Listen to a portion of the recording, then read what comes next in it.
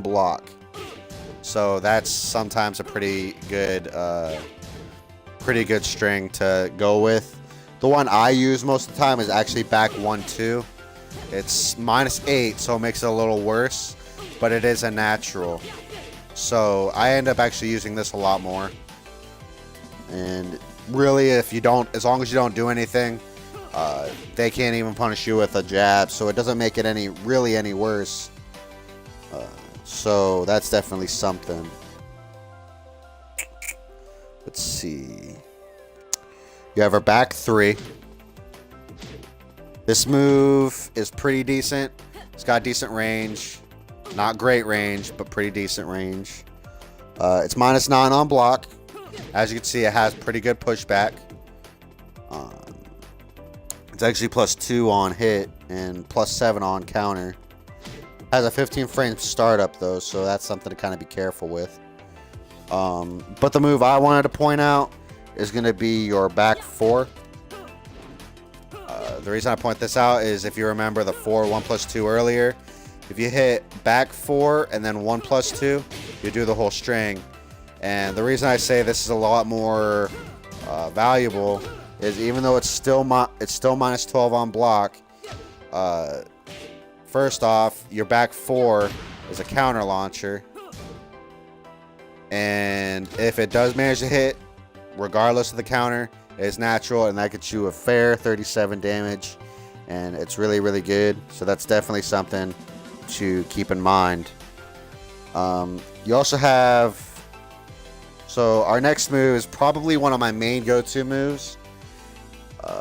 The information I got says it's -16, which makes it really, really punishable. However, even with that, you're pretty, like, I haven't been punished for it yet. I really haven't been. It high crushes, it mid-high, like, I guess. Well, first, before I get into that, if you remember the back 1-1 move, as you can see, there's a low mid box and then there's a high mid box. The high mid box, if I were playing another Katarina player who did that move, the high mid box would definitely miss. It does evade a little bit, and once upon a time I was fighting a Fang player who did down back 4, which, if you guys don't already know, is one of his cheaper launchers. And I did this move and it got out of the way. So even though I found out recently that it is punishable, I, for one, have never been punished for using it yet. And 2, this is one of those evasive moves you do want to exploit a lot. So that's definitely something to keep in mind.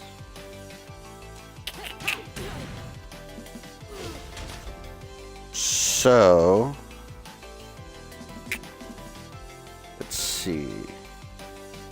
So you have her up forward 4-4-4, or her up forward 4-4, which is going to be one of your launchers, and we're not getting into that one just yet. You have her up forward 4-4, which that's going to be a net -7 string, or -6 block. So if you do your up forward 4 launcher, I would suggest doing that last 4, just because it makes it a little safer. And the reason I meant to say to stop at that 3rd hit is because if you do up forward 4-4-4-4, 4-4-4-4, yeah, 4-4-4-4, that's 4 4s. It's -5. However, the thing about it is that none of this is natural. And that 4th hit is a high. And for some reason, everybody in Tekken likes to duck. So that's not typically a place you want to be. That's why I say stop at 4-4-4 instead of quadruple 4. It's -6 on block. So it's pretty decent. You might trade if you try to do something afterwards, but I would still take my chances with 444 rather than 4444. However, if you do up forward 4444 forward, you go into her Harrier stance, which is the only reason I'm really mentioning this whole string altogether. It makes it -1 on block. And that's pretty much it. The rest of it is just too much. It will never work. You have 6 4s, but between her 4th 4 and her 5th 4, they're all highs, and she takes that little break in there, and that's why I didn't really want to that's why I'm not mentioning it. So I really wouldn't do it past that 3rd hit, because between those 2 highs, it's gonna get ducked and it's gonna get pressured, or not pressured, punished, and you don't want that. So you have her up 4 3+4. Is actually pretty decent. Obviously, you can see it does 30 damage. It does have a 17 frame startup, which is kind of crappy. However, it's only -10 on block, so it makes it technically more valuable than back 3+4. However, no, it's pretty decent. It knocks down whether it's a counter or not, as long as it hits. It's -10 on block. I've used it a few times. I haven't really been punished for it yet. You might get jab punished, maybe, depending on who you're fighting, but not likely. So, next move is going to be your forward 4-2. The only reason I'm mentioning this is because it's -5 on block, and it's only, I want to say it's 12 frame startup. 1 second.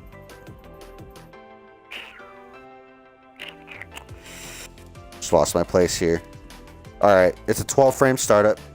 It's -5 on block and +6 on hit. There are extensions to this, which is really just forward 4-2-4. The only problem with this is it's -13 on block.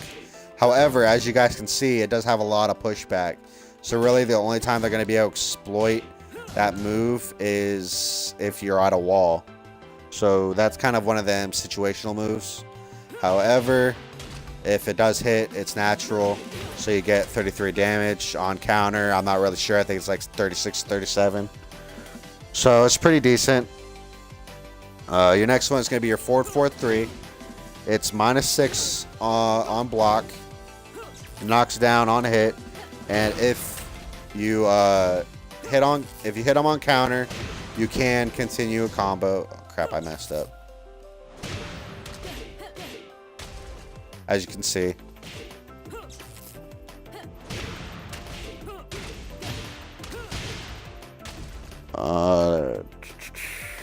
That's only no, it's -5 on block. I'm sorry, I'm blind. So our next move is going to be your forward 4-4. It's probably going to be one of your key moves just because it's a homing move. And it has pretty decent range. It's not great range, just same as a few of the other moves. But it has pretty decent range. It's really good for, like, if you're trying to close the distance, you know, forward, or my bad, forward, and then, you know, and it's a good way to tell them to back off. It is -12, so be careful. However, it does have pretty good pushback. So again, it's one of those moves, unless you're at a wall, it's going to be really hard for them to retaliate with anything other than a jab. You also have her forward 4-3, or as I'll say most of the time, wall running, which is and the thing about her 4-3, her forward 4-3, and her wall running 3 is that all of them are low crushes. So as you can see, low crush, you have her low crush with her forward 4-3, and then wall running also low crushes. her wall running 3 is typically gonna be her safest bet.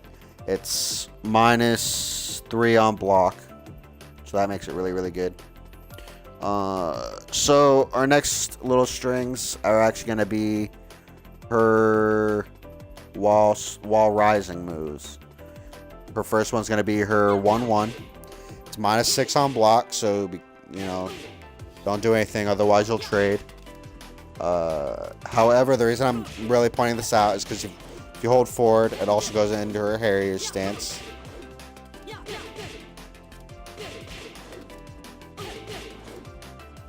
So that's really good.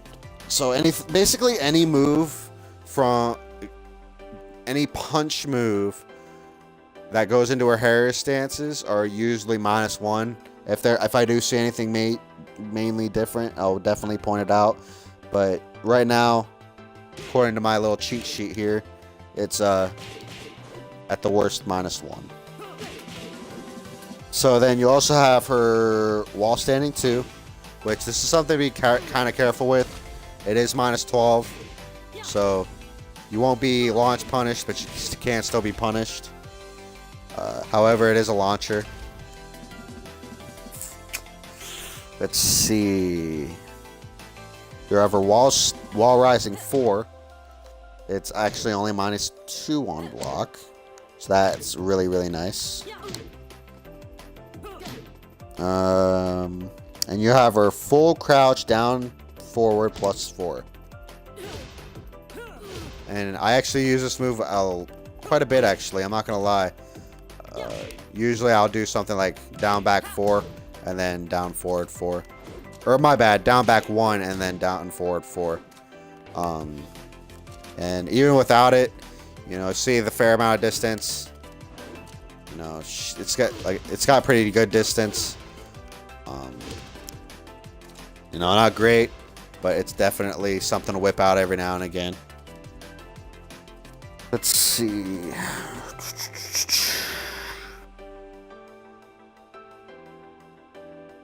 So now all we really got left is her Harrier stance moves. So basically all of her Harrier stance moves are minus frames. Every single one. So all of these are pretty much to be careful. However, except for one move, they're all knockdowns on hit. And I'll get into them right now. So her first move is going to be so again, if you didn't pay attention, to get into her Harrier stance is going to be your forward 4, along with your 1-1 forward, which I think I actually forgot to mention that. Is going to be your 1-1 forward, your down 2 forward, your back 1 forward, your down forward 1-1 forward, your wall rising 1-1 forward, your 4-4-4-4 forward. I believe it's up forward 4-4-4, and then forward. So that's pretty much all your ways of getting into Harrier stance. The only 3 ways you're going to go into Harrier stance 90% of the time is going to be your back 1, which, as you can tell, range really sucks. Your down 2, and your down forward 1-1. And I'll get into those later. But your main way is going to be your back 1, and I'll get into that in a minute. So you have her Harrier stance 1. It's just a quick little poke, quick little high poke. It's the only fairly safe one, which is -2. So be careful using it. It has a 12 frame startup, so it's one of those moves. Be careful. Your next move is going to be your 2 from Harrier stance. This is going to be -14, my bad, on block. So be very careful. You have her Harrier 3, which is her low, and it's -24.